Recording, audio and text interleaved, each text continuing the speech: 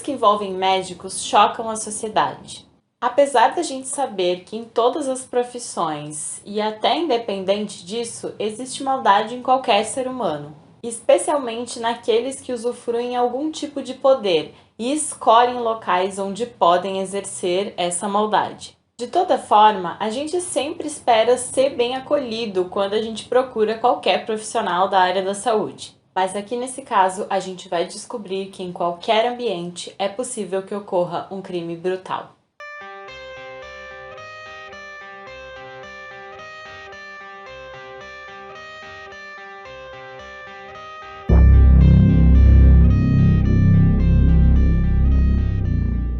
Olá, eu sou a Glau e sejam bem-vindos ao canal Sem Rumo. No vídeo de hoje eu vou te contar a história meio grotesca de um crime brutal cometido por um médico há alguns anos aqui no Brasil. Como você já deve ter visto aí no título, hoje eu vou te contar toda a história do caso Fará Jorge Fará. Mas antes da gente começar, se inscreve aqui no canal, deixa o seu like e compartilha esse vídeo com alguém que você acha que pode curtir o conteúdo também. Segue o canal nas outras redes sociais porque eu também posto vídeo por lá. Dito tudo isso, bora pro caso.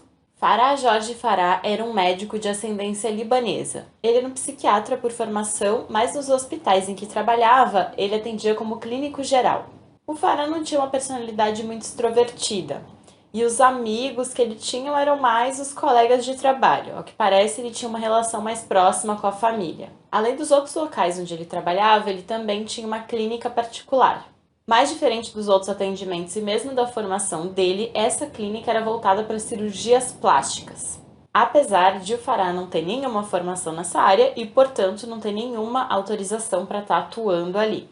Então, dentro dessa clínica onde ele realizava cirurgias plásticas, vocês, assim como eu, enquanto estudava esse caso, devem imaginar que iam ter mais profissionais da saúde trabalhando ali com ele, como outros médicos, enfermeiros, anestesistas, afinal ele realizava cirurgias. Mas o Fará só tinha uma secretária como funcionária que não entendia nada da área da saúde e ele era o único médico que atendia ali na clínica. E a falta de preparo dele para realizar essas cirurgias logo ia aparecer. Primeiro que a clínica com aquele porte já não poderia realizar cirurgias. Mesmo que essas cirurgias fossem acontecer em um outro local, sempre precisa da presença de um anestesista. Mas o Fará não tinha nada disso, ele era o único responsável tanto pela anestesia como pela cirurgia que ele ia realizar. Então ele aplicava o Dormonide para realizar anestesia ali nas pacientes que ele ia atender. Eu vou usar mais o feminino, as pacientes, as mulheres, porque a maioria esmagadora de pessoas que procuravam ele em busca de cirurgia plástica eram mulheres.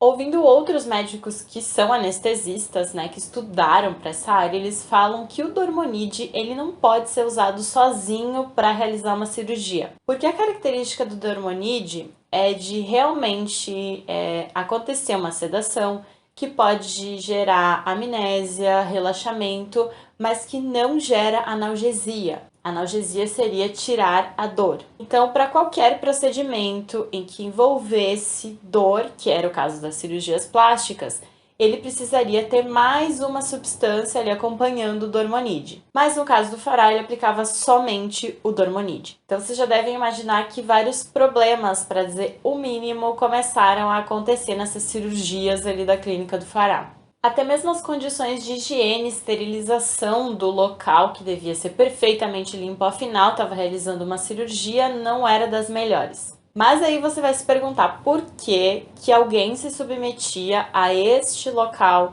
e a este profissional para realizar essas cirurgias. A resposta está no preço. O Fará Jorge Fará cobrava muito baixo para fazer cirurgias plásticas, que todos nós sabemos que é um valor bem alto. Então ele atendia normalmente mulheres que queriam fazer suas mudanças estéticas, mas que não tinham grana para pagar um lugar decente para fazer isso, e acabavam se submetendo a ele. Mas por todos os fatores que eu relatei anteriormente, muitas cirurgias acabavam dando errado. Algumas mulheres tinham até o local necrosado de tão mal feita que era a cirurgia. Mas a clínica seguia aberta, o Fará seguia realizando as cirurgias e mais clientes seguiam procurando ele por causa do valor atrativo. Até que ele atendeu uma cliente em específico, e ela era a Maria do Carmo. Maria do Carmo era uma dona de casa de 46 anos que decidiu realizar alguns procedimentos estéticos ali na clínica do Fará. Mas, como muitas outras mulheres, o procedimento deu bem errado e o resultado não ficou nada parecido com o que ela esperava. Só que a Maria, ela não ia desistir de conseguir a reparação para essas cirurgias que deram errado. Então, ela começou a ir freneticamente até a clínica do Fará para cobrar essa reparação. Ligava centenas de vezes por dia, e quando eu falo centenas de vezes, é realmente, literalmente, centenas de vezes por dia. Eram muitas ligações pro celular dele, pro telefone da clínica também. Então ela estava ali infernizando a vida dele porque ela, de fato, precisava de uma reparação naquela cirurgia. Só que os dois não conseguiam entrar num consenso, porque o Fará, ele mesmo, era quem queria realizar a reparação ali no que tinha dado errado na cirurgia da Maria. Mas é meio óbvio e até meio inteligente da parte dela que se ela se operou com ele e ficou horrível, que ela não aceitasse fazer com ele essa reparação.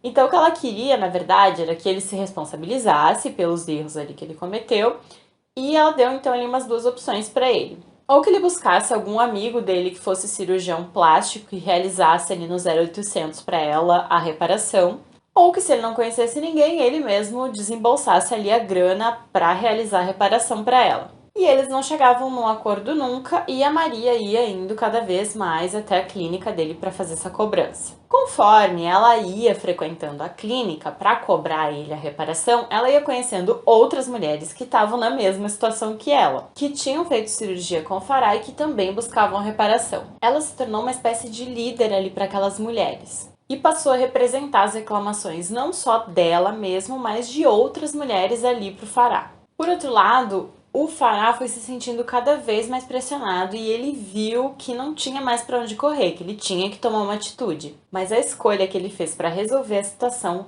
revelava uma personalidade perversa. O Fará decide ligar para Maria, pedindo para ela ir até a clínica dele para eles resolverem essa situação de uma vez por todas. Então, no dia 24 de janeiro de 2003, por volta das 10 horas da manhã, a Maria fez uma ligação para o marido dela, em que ela conta que ia sair de casa, ia pagar umas contas e que depois ela ia até uma clínica para realizar alguns exames. Essa clínica em questão é a clínica do Fará Jorge Fará. E essa ligação foi o último contato que a Maria fez com alguém. O esposo não se preocupou, seguiu o dia normal e por volta das 18h30, no final da tarde, ele chega em casa e não encontra a Maria em casa. Ele achou estranho e passou o resto da noite, madrugada inteira, procurando por ela, tentando entrar em contato com as pessoas com quem ela poderia estar. Mas tudo isso sem sucesso. Então, no sábado, por volta da 1h da tarde, ele foi até uma delegacia e registrou o desaparecimento da esposa. A Maria foi no final da tarde daquele dia até a clínica do Fará, como ela tinha comentado com o marido. A Maria foi recebida pela secretária ali da clínica, que logo foi dispensada pelo Fará. O que era meio estranho, afinal ele nunca liberava a secretária mais cedo, mas naquele dia ele decidiu que seria assim, e aí ficou apenas ele e a Maria ali na clínica.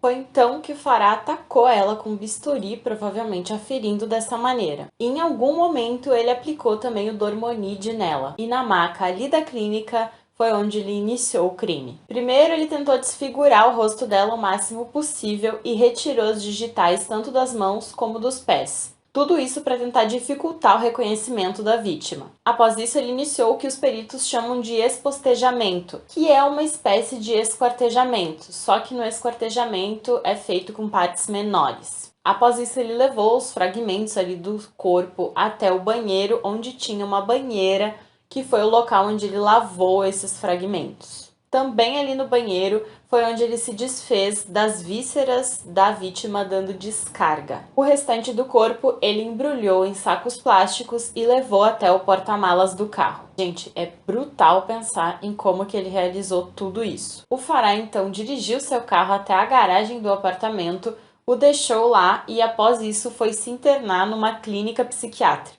No domingo, ele liga para uma sobrinha e conta que ele tinha feito uma besteira e que ele tinha matado a Maria ainda na sexta-feira. A sobrinha, sabendo disso, já aciona a polícia, que encontrou o corpo da Maria nos sacos plásticos no porta-malas do carro na garagem do Farah e também encontrou o próprio Farah internado lá na clínica psiquiátrica. Apesar de o corpo da Maria ter sido encontrado ali no carro, não tinha nenhum vestígio de que o crime teria sido cometido ali. Então a polícia concentrou os esforços na clínica particular que pertencia ao Farah.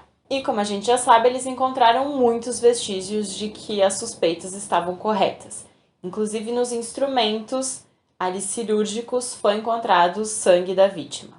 Durante a perícia, eles também constataram que o banheiro estava extremamente limpo e que destoava um pouco dos outros ambientes ali na clínica. Ficou bem visível que havia tido uma tentativa de limpeza no local. Mas existia um outro cômodo que também chamava muito a atenção da polícia, e era a maca onde as cirurgias eram realizadas. Os investigadores compreenderam que possivelmente o crime tinha acontecido ali naquela maca e decidiram usar um reagente químico. No momento que eles usaram o reagente para sangue, o choque foi ainda maior.